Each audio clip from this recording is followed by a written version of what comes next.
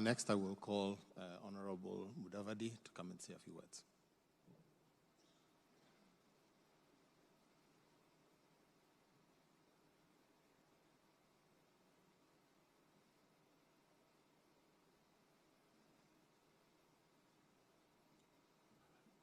Robert, Marianne, Andrew, and the entire Kirubi family.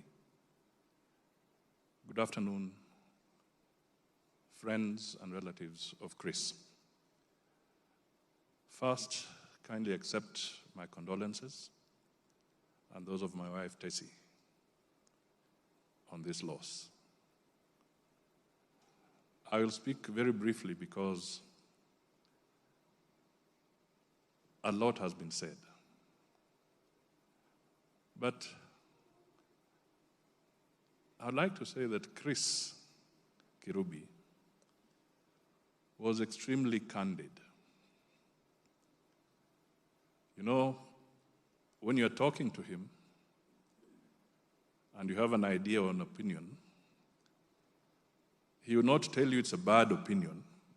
He will tell you it's a stupid opinion. That is how candid he was. Because when you say it's a bad opinion, he's being polite. But Chris was straight. He would shoot from the hip. And during my time as Minister for Finance, I shared a lot with Chris because he had the pulse of the economy at his fingertips. He had the pulse of the political situation.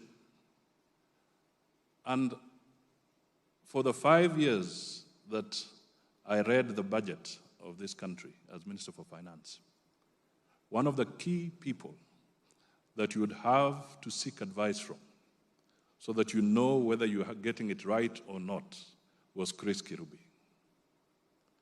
He would always be there to advise so that the policies and the direction you take would make sense to business and to the country and to the economy. That was Chris. He was also politically astute. On one occasion, we went together with him and the late President Moi for a delegation led by the President to the British Confederation of Industries to talk about the progress that we were making as Kenya because we had just come out of a very difficult economic situation where the aid had been curtailed, inflation was soaring, and things were difficult for the people of Kenya. So at this conference at the CBI, I did what I could do as a Minister for Finance, and my boss, the President, was there, and Chris was part of the delegation as a business person. And one of the things that he observed was that the participants of the CBI kept on heaping some praise,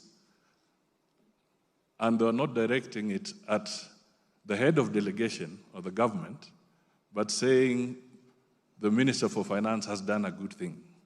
So at lunchtime, Chris Kirubi took me for lunch. He said, forget about going lunch with your boss. Come with me. And he told me, let me tell you something. When you go back in the afternoon, change tact. The praise must not be to you, but to your boss. I have been with these people for some time.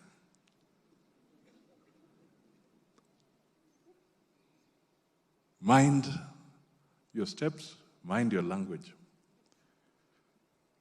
And indeed, when we went back in the afternoon, I changed tact. And he said, now you will go far. Every time, remember when your boss is there, do not try to outshine your boss.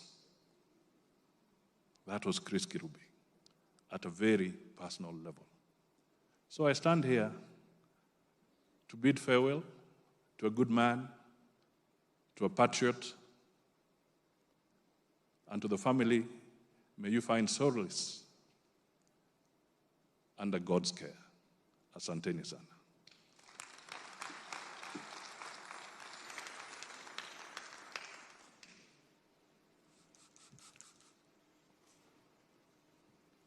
Next, allow me to invite the Honorable Stephen Kalonzo Musyoka to come and say a few words.